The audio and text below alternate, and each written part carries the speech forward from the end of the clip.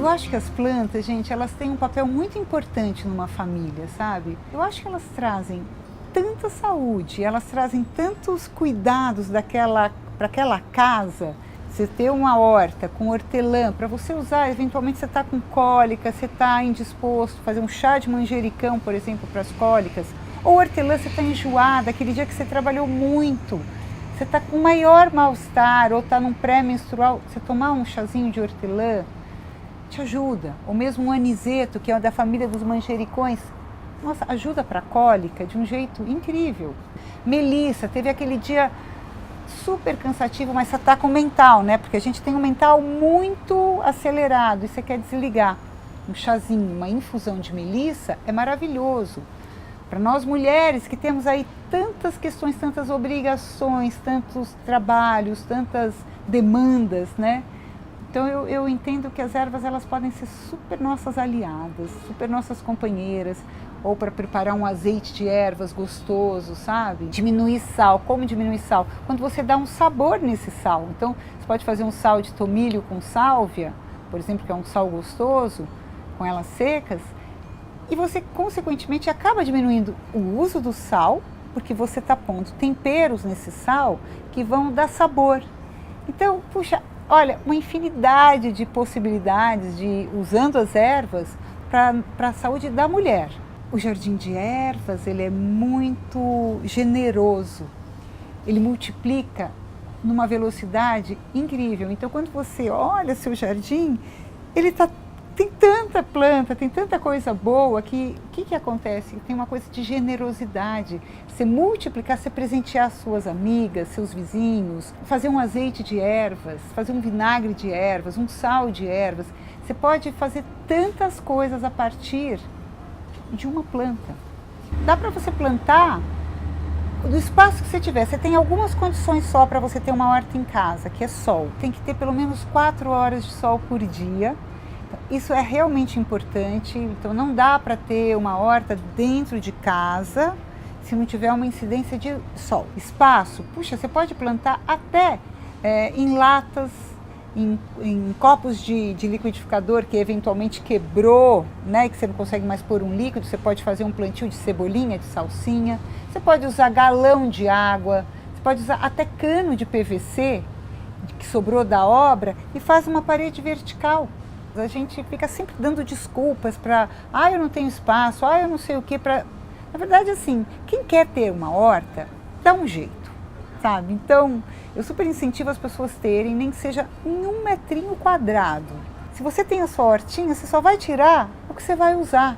Você está trabalhando a questão do desperdício também. No momento que você colhe, você está com todas as propriedades, os princípios medicinais muito vivos ali. Você colhe e já vai usar na comida. Se você, por exemplo, mora no centro da cidade e que você não tem as condições mais preciosas para você ter determinadas plantas, as punks, elas super aguentam e elas não são tão exigentes com água. Então também é outra coisa. Às vezes, por exemplo, você está andando na calçada e você vê um dente de leão, que é um taraxacum, é uma planta aquela que a gente assopra. Aquela é uma planta incrível, desintoxicante, é uma plantinha amarga e é uma planta que nasce no meio do concreto. Então são plantas pouco exigentes. Então, assim, é uma opção muito legal também para você colocar em uma floreira. Outras plantas que você pode pôr, que eu acho que são bastante, não são tão exigentes. O alecrim é uma planta incrível para você ter em casa, ela é uma planta estimulante, todo mundo está muito cansado, ela ajuda a combater fadiga, gripe, manjericão aguenta, lavanda. É uma planta tão feminina, tão linda. E é uma planta que também aguenta ficar numa condição assim não tão perfeita, tá? Aquelas histórias de vovós, de bisavós que nos contavam dos chazinhos, dos xaropes, de tudo isso que elas faziam, a gente está tendo que resgatar. Porque está todo mundo muito cansado do que a gente encontra por aí, né? Dos remédios, dos excessos, né? E a gente vai tendo aí um excesso para o nosso fígado. Então todo mundo está no fundo querendo voltar a ter isso. Agora, você tem que estar perto de quem conhece isso também para te passar, né? Ou através de aulas, de cursos, ou falar com as pessoas mais velhas, ou pessoas que trabalham com isso. é super importante esse resgate. As plantas elas crescem, elas frutificam, né? Elas florescem, dão a semente e muitas vezes elas morrem.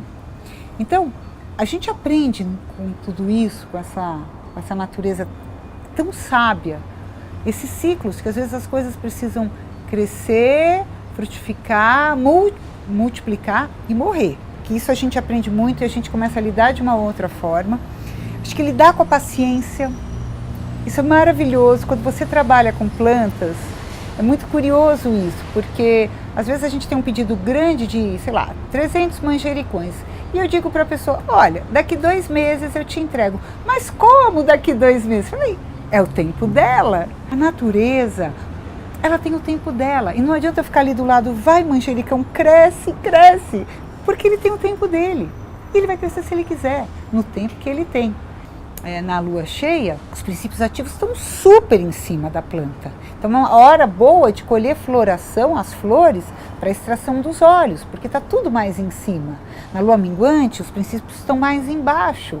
Nós, mulheres, a gente tem que ficar mais ligada nos ciclos, porque os ciclos eles vão te mostrando o tempo inteiro, só que a gente está cada vez mais ficando longe disso. Qual é a sua real necessidade? O que teu corpo está te falando? Percebe dentro do teu ciclo que momento você está do teu ciclo. Então são coisas que eu acho que no fundo a gente volta para essa reconexão mesmo com a natureza e ela é sábia, ela te mostra.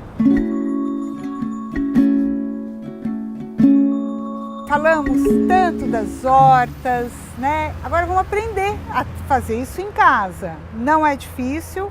E eu acho que vocês vão ver como é tranquilo. Bom, primeira coisa, lembra que você tem uma muda. A muda está dentro desse pequeno pote. Ele parece um vaso e tal, mas ele tem que sair. Essa planta tem que sair daqui para um lugar maior. O vaso tem que ter no mínimo uns 15 centímetros de altura. Tem que ter furo para a água sair. Porque a água parada fica em contato com a raiz, apodrece a raiz e mata a sua planta. Essa, eu sou apaixonada, é a cavalinha. Ela é muito interessante porque ela tem muitos sais minerais. Ela é uma planta que ajuda a diurese, só que você não manda embora os sais minerais, ela ajuda a repor. Então é uma planta muito sábia, ela te ajuda a eliminar, mas ela ajuda a repor também, porque ela também tem muito ácido acetil salicílico. Tem o orégano fresco, que eu adoro, é um bactericida incrível para banhos, inclusive. A sálvia, que é uma planta que eu gosto muito, principalmente para parte aérea, para garganta, para gargarejo, para fazer inalação. Amo o alecrim, acho o alecrim uma planta também viçosa, bonita. Dizem que alecrim viçoso é casa onde a mulher manda. Não sei, cada um repense na sua casa e que se ele tiver muito viçoso também é casa de gente justa e honesta. Eu acho muito legal essas simbologias. Amo manjericão, prosperidade em todos os sentidos. A Marcelinha, delícia de planta, ela é amarga, mas ela é uma planta que ajuda demais na digestão. Então às vezes você tira só um galinho, coloca numa água gelada e depois dá uns 5, 10 minutinhos e bebe. Ajuda demais você digerir. Hortelã, amo. É uma planta que não dá para plantar com outras, porque ela é invasora, ou ela mata, ou ela morre, ou se ela gosta de se espalhar, tá? Então, numa floreira dessa, eu posso pôr, por exemplo, 2 hortelãzinhas.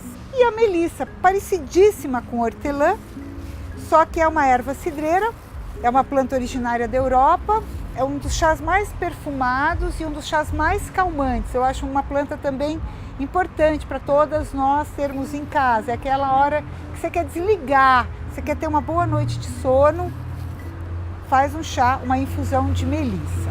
Eu acho que aqui a gente podia trabalhar com o alecrim, a sálvia e eu acho que eu colocaria a melissa.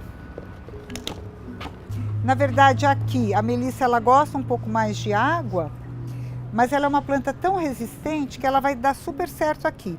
Já a sálvia e o alecrim são plantas do Mediterrâneo, não gostam de muita água. Então a gente pode até regar um pouquinho mais a melissa e depois menos aqui o alecrim e a sálvia. Primeira coisa, o que eu vou pôr aqui embaixo? Eu vou pôr pedra, nesse caso essa argila, que ela é leve, não vai pesar tanto.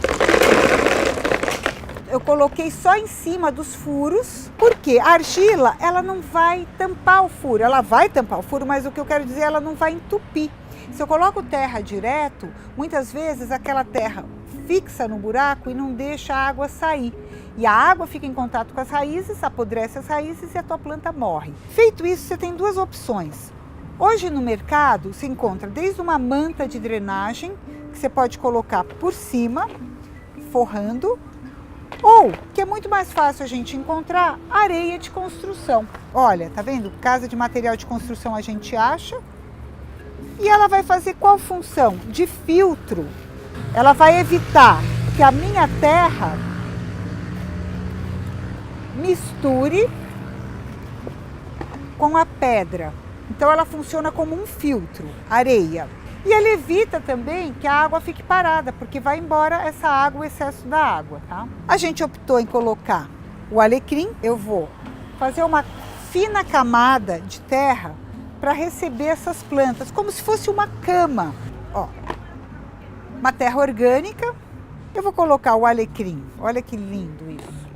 Tá vendo? Todo enraizado, tá bem formada. Aqui eu vou colocar a minha sálvia.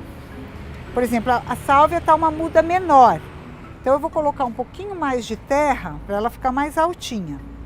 E por fim, finalizo com a melissa. Chá maravilhoso, calmante. Olha que maravilha que ela tá, ó. E pronto. O que eu vou fazer? Completo com a terra.